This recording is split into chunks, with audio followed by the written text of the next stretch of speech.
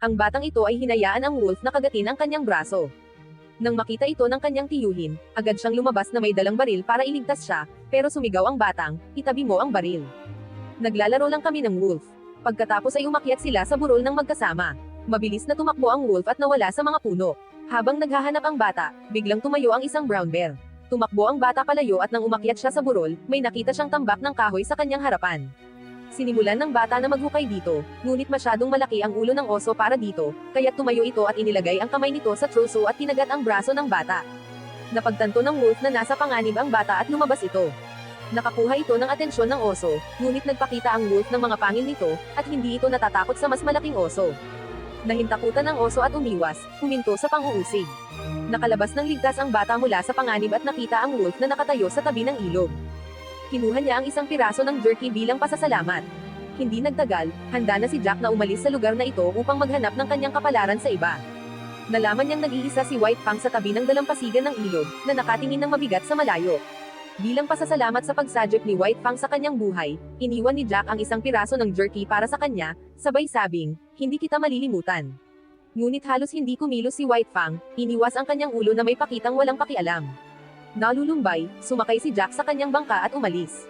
Sa kalagitnaan ng paglalakbay, napatingin siya at nagulat nang makita si White Fang na umaakyat sa mas mataas na lugar upang masdan ang kanyang pag-alis. Sa sandaling iyon, nakaramdam si White Fang ng malalim na hindi maipaliwanag na ugnayan kay Jack. Bukod sa kanyang ina, wala nang ibang nagmalasakit sa kanya ng ganoong tapat na pagmamahal. Matapos umalis si Jack, bumalik ang buhay ni White Fang sa karaniwang routine. Isang araw, inatasan ng pinuno si White Fang na hilahin ang isang sled na puno ng mga balahibo papuntang bayan para ibenta. Pagdating doon, tahimik na nakahiga si White Fang sa labas ng gusali, naghihintay. Sa panahong ito, may 3 thug na kasama ang isang mabangis na aso na dumaan at nagdesisyon na mag-provoke ng labanan. Nang makita ang nag-iisang si White Fang, pinakawalan nila ang kanilang aso na sumugod sa kanya. Sa kabaligtaran ng inaasahan ng mga thug, sa loob ng 3 segundo, talagang tinakot ni White Fang ang umaatake na aso. Sinubukan nitong tumakas, ngunit nahuli sa buntot. Nang seryosohin ni White Fang ang laban, sumuko ang mabangis na aso at humiga na naglalantad ng kanyang tiyan sa pagkatalo. Ang pinuno ng mga thug, sa halip na magalit, ay labis na natuwa sa husay ni White Fang at ipinahayag ang kanyang intensyon na angkinan ang ganitong katakot-takot na wolf. Lumapit ang mga thug kay White Fang na may dalang mga stick, ngunit dumating ang pinuno sa tamang oras. Pinakalma niya si White Fang sa isang galaw at agad na humingi ng tawad sa mga thug. Bukod pa rito, nag-alok ang pinuno ng isang magandang piraso ng balahibo upang mapalubag ang kanilang loob. Gayunpaman, hindi nasiyahan ang pinuno ng mga thug. Binigyan niya ng banta ang pinuno, isang Indian na naglalakad ng wolf sa bayan ng walang panghila. Ngayon, iiwan mo ang wolf o mapapadpad ka sa bilangguan.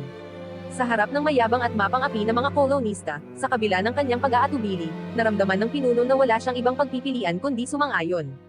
Maya-maya, nang dalhin ni White Fang ng mga thug, natagpuan niya ang sarili sa isang dogfighting ring. Ang maingay na tao sa paligid ng pit ay labis na nagpasigla sa kanya, ngunit wala siyang paraan upang makatakas. Nang sumugod ang kanyang kalaban, nag-atubiling makipaglaban si White Fang sa isa pang kapwa wolf, patuloy na umiiwas at umatras. Ngunit ang agresibong itim na aso ay walang humpay na nagtulak sa kanya sa isang sulok. Sa isang desperadong kilos ng pagtatanggol, instinctively na tinamaan ni White Fang ang itim na aso, na nagdulot ng malubhang pinsala sa isang kagat. Nagulat si White Fang sa kanyang sariling ginawa at tumingin sa itim na aso na nakahiga at talo, nakaramdam ng malalim na pagkakasala. Ngunit ang pinuno ng mga thug ay walang pakialam sa suliranin ni White Fang. Nakapanalo siya ng malaking halaga ng pera at labis na masaya. Hinayla ng kanyang mga kasamahan si White Fang palayo, inihahanda siya para sa susunod na laban. Mula noon, naging kasangkapan si White Fang para kumita ng pera para sa mga thug. Upang makaiwas sa mga palo, tahimik na pumasok siya sa pit, paulit-ulit na nakikipaglaban para makaligtas sa mga brutal na laban na nagpapayaman sa kanyang may-ari. Sa kabila ng kanyang walang kapantay na husay, hindi kailanman natanggap ni White Fang ang tamang pagtrato na nararapat sa isang kampyon. Araw-araw, nakakulong siya sa isang makitid na hola at madalas siyang pinahihirapan ng pinuno ng thug gamit ang malupit na pamamaraan upang palakasin ang kanyang ligaya. Bawat gabi, tahimik na natutulog si White Fang sa lupa, isang bahagi ng kanya ay palaging nagbago dahil sa malupit na katotohanan ng kanyang pag-iral. Sa araw na iyon, inihanda ng pinuno ng thug ang isa pang laban para kay White Fang, this time laban sa isang maliit ngunit mabangis na fighting dog. Sa kabila ng maliit na sukat nito, ang asong ito ay malupit at halos patayin si White Fang. Nagsimula ang labanan sa agresibong pagsalakay ng fighting dog, ngunit si White Fang, kalmado at nakatuon, ay ginamit ang kanyang bentahe sa laki upang madaling ipagtanggol ang mga atake. Hindi inaasahan ni White Fang na ang kalaban na ito ay hindi katulad ng anumang naharap niya noon. Tinrain talaga ito upang maging killer sa kanyang uri. Nang akala ni White Fang na papahingahin ang aso, sinunggaban nito ang isang hindi bantay na sandali at matinding humawak sa kanyang leeg, hindi ito bumitaw. Sa loob ng ilang segundo, naipit si White Fang sa lupa, humihingal. Nagalit at nagalit, sumugod ang pinuno ng thug sa pit at brutal na binugbog si White Fang gamit ang isang baston, pinagsabihan siya na walang silbi. Sa kritikal na sandaling iyon, biglang nahila ang thug bago siya makapag-react, isang baril ang nakatapat sa kanyang dibdib. Isang grupo ng mga tao ang sumugod sa arena, isa sa kanila ang gumamit ng bakal na pangpang upang iangat ang mga panga ng fighting dog.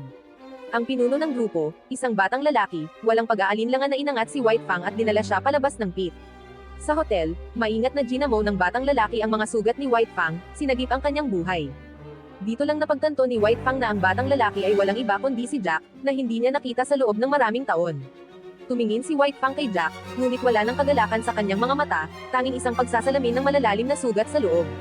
Napansin ni Jack ang malalim na pagbabago kay White Fang at nag-alala, hindi maunawaan ang mga horrors na dinanas ni White Fang sa mga nakaraang taon. Sa sumunod na araw, si Jack at ang kanyang mga kasama ay nagtayo ng simpleng stretcher upang dalhin si White Fang sa isang lugar sa labas kung saan ang kapaligiran ay angkop para sa kanyang pag-recover. Sa kabila ng mapayapang paligid, nagpakita si White Fang na walang pasasalamat. Hindi niya pinansin ang pagkain na inaalok ni Jack at inatros ang kanyang binti, umuungal na nagbabantang umatak kung hihipuin siya ni Jack. Matapos ang ilang panahon, pisikal na naka-recover si White Fang, ngunit nananatili pa rin ang kanyang mga psikolohikal na sugat. Ang kanyang mga karanasan sa mga tao na ginamo siya bilang isang kasangkapan na walang anumang tunay na koneksyon ay nag-iwan sa kanya ng malalim na peklat. Ngayon, hindi na nagtitiwala si White Fang sa sinuman, kahit kay Jack. Isinasaalang-alang ni White Fang ang pagtakas, ngunit ang kanyang kadena ay natangled sa isang upuan. Nang lumapit si Jack upang tulungan siya, bumagsak si White Fang, handang umatake. Nag-aalangan, ngunit naniniwala na hindi siya masasaktan ni White Fang, pinigilan ni Jack ang kanyang takot at dahan-daang in-extend ang kanyang kamay. Sa hindi inaasahan, kinagat siya ni White Fang, na nagdulot ng pagdilig ng dugo mula sa sugat. Agad na pinindot ni Jack ang sugat upang pigilan ang pagdudugo, tiniis ang sakit at malumanay na sinabing, "Ayos lang, alam kong hindi mo ito sinasadya." Nakatingin si White Fang kay Jack, ang kanyang mga mata ay puno ng galit at takot. Nanatili siyang alerto, hindi kailanman nag-relax sa kanyang bantay kahit na umalis si Jack sa silid, iniwan si White Fang na nag-iisa sa kanyang pagkalito. Sa kabila ng mga hadlang, hindi nawala ng pag-asa si Jack. Tuwing susubukan niyang lapitan si White Fang, ilalayo ng wolf ang kanyang sarili. Ngunit nanatiling kumbinsido si Jack na hindi ito ang tunay na kalikasan ni White Fang. Naniniwala siyang isang araw ang kanyang sinseridad ay makapagpapagaling sa mga emosyonal na sugat na dinanas ni White Fang sa paglipas ng panahon. Sa pamamagitan ng tuloy-tuloy na pagsisikap, unti-unting bumaba ang guard ni White Fang sa paligid ni Jack, na nag-risk na muling makagat. Hawak ni Jack ang isang piraso ng jerky sa kanyang palad, kahit na tense, hindi tumutol si White Fang sa pagkakataong ito. Habang kinakain niya ang jerky, pinayagan niyang dahan-daang hagerin ni Jack ang kanyang noo. Nararamdaman ang init mula sa ugnayan ni Jack, sa wakas ay nag-relax si White Fang sa kanyang depensa. Ito ang unang pagkakataon na nakaramdam siya ng tunay na init mula sa isang tao at ang unang pagkakataon na nagpakita siya ng pagmamahal sa isa ng pusa. Minsan, sinamahan ni White Fang si Jack sa mina upang tumulong sa pagdadala ng lupa. Sa tulong ni White Fang, naging mas epektibo ang kanilang pagmimina ng ginto. Isang araw, gaya ng dati, sinundan ni White Fang si Jack sa mina. Biglang napansin ng mga kasama ni Jack sa labas na may mali. Nang isang tao ang lumingon, gumuho ang mina sa isang ulap ng alikabok at mga debris. Nagpanik sila at nagmadaling i-rescue si Jack, ngunit natagpuan nilang barado ng lupa ang daan. Agad na naghukay si White Fang sa lupa at sa tulong ng mga kasama ni Jack na inalis ang kanilang mga lamp sa pagmimina upang makatulong, mabilis nilang binuksan ang isang maliit na lagusan, kung saan natagpuan nila si Jack na muntik ng mamatay. Pagod na umupo si Jack sa pasukan ng lagusan habang nagbabantay si White Fang, nag-aalala sa anumang karagdagang panganib. Nang mapansin ni Jack ang dumi sa mga paa ni White Fang, ang kanyang unang pagkagulat ay naging saya. Sila ni Jack at ng kanyang mga kasama ay bumalik sa mina at natuklasan na ang pinakamalalim na bahagi ng pader ng bato ay puno ng kumikislap na ginto. Lumabas na sa proseso ng pag-rescue kay Jack, hindi sinasadyang nahukay ni White Fang ang nakatagong ginto sa pader ng bato. Sa lalong madaling panahon, na-excavate ang lahat ng ginto. Malumanay na hinagod ni Jack si White Fang, ipinahayag ang kanyang taos-pusong pasasalamat sa mahalagang tulong ng wolf. Ngunit ang saya ay mabilis na naging kalungkutan. Habang si Jack at si White Fang ay nasa bayan na nagbebenta ng ginto, nagkunot ng noo si White Fang, nakaramdam ng panganib. Kinabukasan ng umaga, habang natutulog sina Jack at ang kanyang mga kasama, biglang may inihagis na sulong sa bintana at di nagtagal ay nasunog ang labas ng bahay. Ang pinuno ng thug na may galit ay naglatag ng ambush, nakatuon sa pagpapahirap kay Jack at White Fang. Habang nagsisimulang punuin ng makapal na usok ang silid, nagmadali ang mga thug. Ang pinuno, isang matipuno at may malaking balbas, ay binuksan ang pinto, tanging magulat na si White Fang, walang takot sa apoy, ay sumugod palabas at sinapantaha siya sa lupa, na nag-iwan sa kanya na nalito. Nagpanik ang pinuno, pinaputok ang kanyang baril ngunit sa hangin lamang siya tumama. Nakita ang galit sa mga mata ni White Fang, siya ay tumakbo, tumawid sa isang maliit na sapa at nahuli ang pinuno na hindi handa sa isang malakas na sipa. Habang ang mga lumang galit ay muling bumangon, naglunsad si White Fang ng galit na atake, pumagat sa puwitan ng pinuno na may galit. Nagpumiglas ang pinuno, ngunit walang pahinga ang pagkamanggi ni White Fang sa kanyang braso. Salamat sa makabayang pagtutol ni White Fang, mabilis na napigilan ng grupo ni Jack ang gang at naipasa sila sa pulis. Maya-maya, nagplano si Jack na umalis patungong New York upang maghanap ng higit pang mga oportunidad. Pinayuhan siya ng kanyang mga kasama na hindi nila maaring dalhin ang isang wolf sa lungsod. Nanatiling tahimik si Jack habang tila naramdaman ni White Fang ang nalalapit na pamamaalam, na inihiga ang kanyang ulo sa tuwid na lap ni Jack, ang kanyang mga mata ay puno ng tiwala at pagmamahal. Sa gabi, dinala ni Jack si White Fang sa tabi ng ilog. Maganda ang tanawin, ngunit tanging isa't isa lamang ang kanilang nakikita. Matapos ang tila isang walang katapusang panahon, sa wakas ay nagtipon si Jack ng lakas ng loob upang dalhin si White Fang mula sa kagubatan patungo sa malawak na kalikasan. Inalis niya ang leash ni White Fang at malumanay na nagbigay ng payo, mag-ingat ka. Sa isang malalim na halik sa noo ni White Fang, tumayo si Jack, nag-wave ng kanyang kamay, at hinikayat si White Fang na bumalik sa kalikasan. Ngunit nang lumingon si Jack upang umalis, agad na sinundan siya ni White Fang, na nalulumbay at namumula.